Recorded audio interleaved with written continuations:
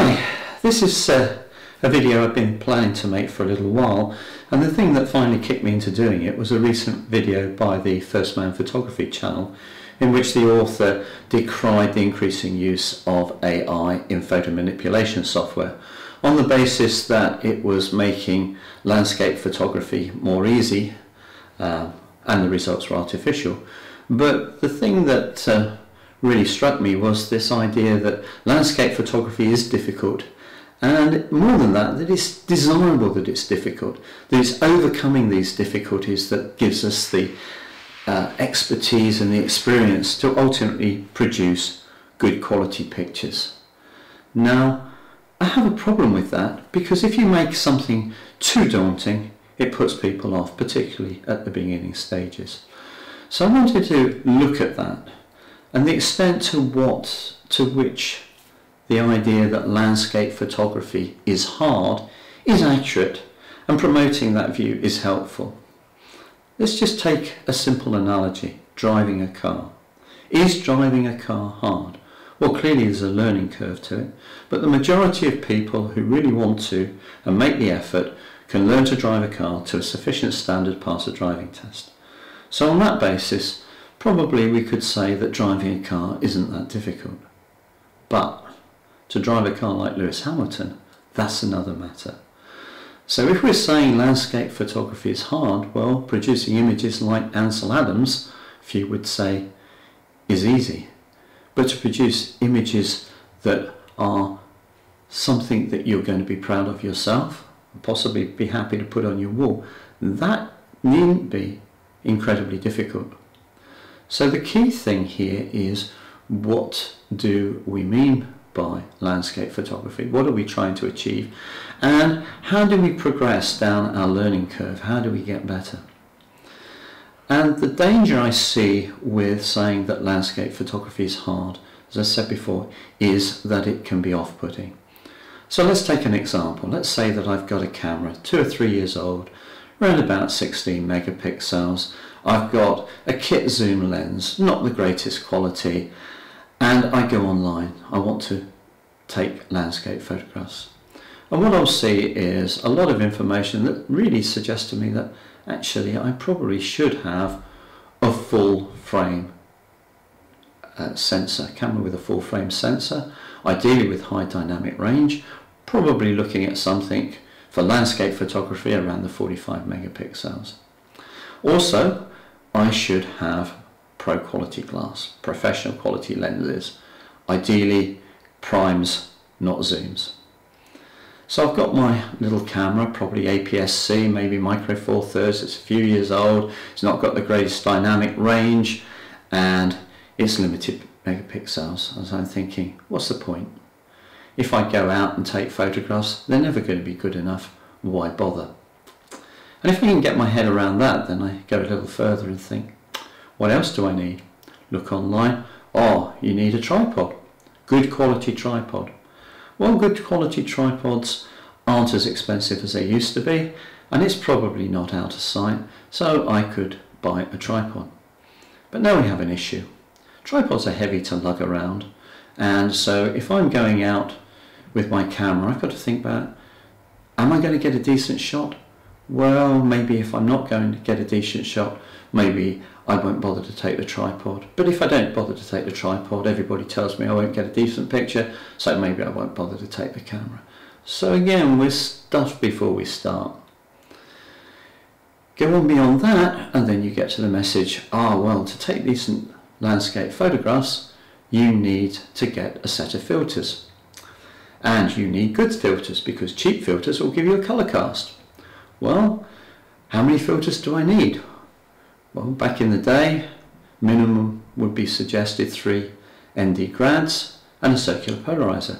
When you go to a top quality manufacturer, that could be 500–600 quid. Oh well, maybe I can't afford that. Well, maybe I can't take decent pictures, so maybe I won't bother.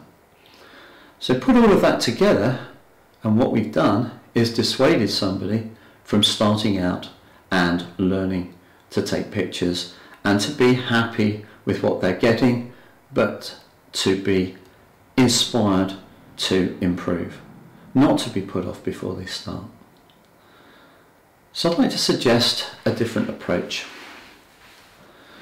Don't worry about the quality of pictures you're never going to take. You're never going to take them. Just take the best you can with the camera equipment that you've got. Don't worry about the tyranny of perfection. Maybe that will come. Maybe it doesn't matter. The main thing is that you learn. Now we come back to the internet. So I can get my head around using less than perfect gear, and maybe not always taking a tripod, and maybe not worrying about filters. But what should I do? And then we come to the other issues that you have. Things about critical focus, perfect exposure, not using automatic conditions, not using automatic settings.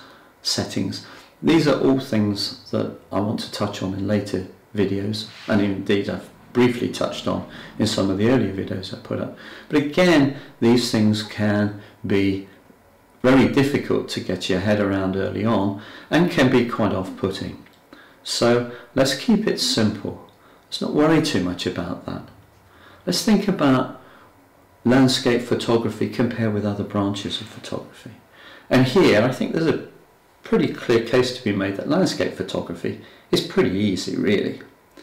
If we talk about barriers to entry, the things that actually stop you from taking a particular type of photo, the barriers to entry for landscape photography are actually pretty low.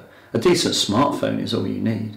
It's not like taking high-end product shots, high-end fashion shots where you need lots of lighting, you possibly need assistants, you need stylists and so forth. That can get incredibly expensive, and there's a lot of peripheral stuff to learn. To look at traditional wildlife photography, where you maybe need a 600mm lens costing many tens of thousands of pounds, that has a big barrier to entry. But landscape photography, there really is very little to stop you getting started. So before you dive into worrying about all of these issues and thinking about whether you need to get some training before you start, just have a practice, have a play. I was watching a video the other day that was put together by Grays of Westminster, the Nikon specialists in London, and it featured Joe McNally. And if you're only interested in landscape photography, maybe you've not heard of Joe McNally, but he's an extremely famous photographer with a wide range of interests. But specifically, a lot of his work focuses on flash. And what he was talking about was flash, and how people's perception of flash being difficult put them off using it. And what he said was that since we now have digital, flash becomes easy. Back in the past, the problem with flash was you didn't actually see what you were going to get until after you'd taken the picture, and with film that could be 2 weeks later, by which time, unless you kept meticulous notes, you'd probably forgotten what setting you'd used. But with digital, it's easy. You take the picture, you get the results.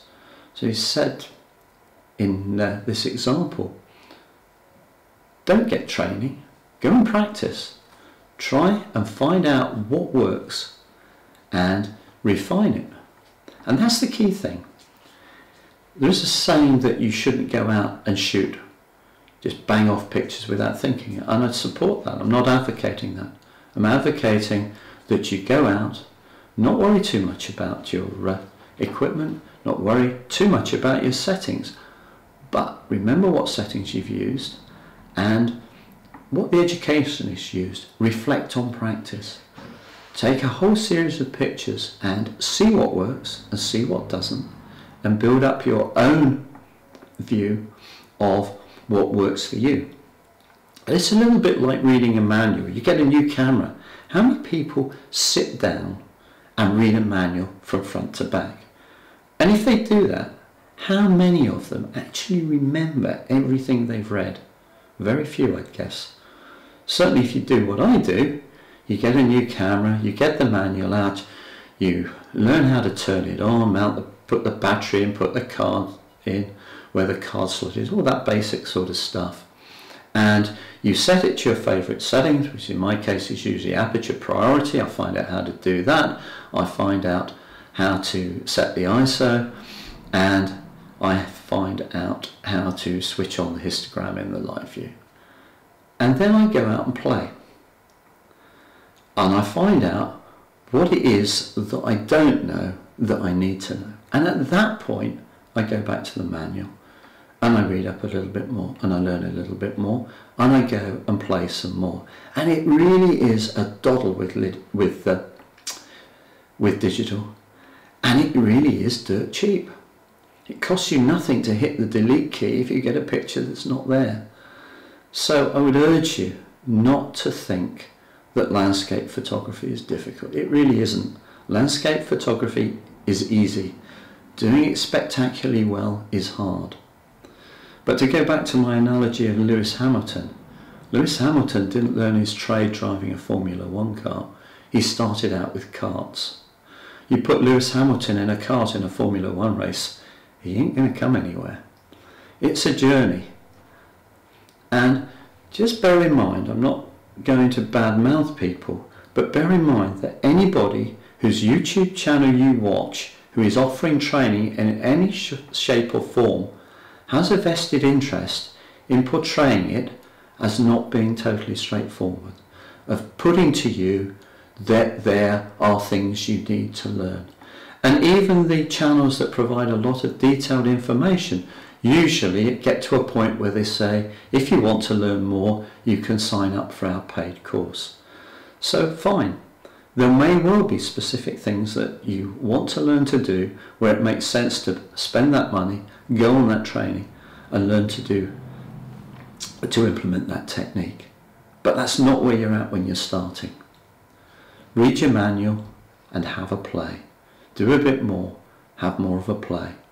Look at your pictures critically, decide what you like and what you don't like. Look at other people's pictures and try to emulate the sorts of things that you find that are good in their work and emulate that in your own. Not copy, fine, but if you like a particular style of lighting, particular depth of field, find out how to do that.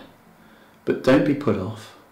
And what you'll find is that as you improve, you will get to a point where it is your gear and not you that is limited the quality of your work. But I promise you that will be a good deal down the line. And I'll leave you with one thought, one final thought in fact. A lot of the video channels that I've watched have put out videos over the last year where they have described changing their gear, changing from one camera system to another, getting rid of 6 lenses, cutting it down to 2 or 3. That is not a cheap exercise, and that is probably because when they started off they took the view, my gear isn't good enough, I need to get this, I need to get that, and they built up all this gear, and then when their skills started to improve, they then found they had a lot of gear they weren't using or wasn't really suited, and so they disposed of it. So again, landscape photography needn't be difficult, but it is a journey. It will require you to acquire skills and to improve your technique if you want to get the ultimate in pictures. But the ultimate in pictures aren't necessarily the pictures that you're going to see on the web. Think about what you're going to use your pictures for. If you're shooting pictures for, let's say, a holiday brochure, then what the customers of that holiday company are going to want to see is what it's like in that place, say at the height of the day. If you look at a landscape photography site, you're going to look at pictures taken in the blue hour and the golden hour. It doesn't have to be that way. So think about what you want to do, but don't be put off, and do practice and do enjoy it. I hope this has given you something to think about, and I hope you don't find my views too heretical, and enjoy your photography. Thanks for watching. Bye.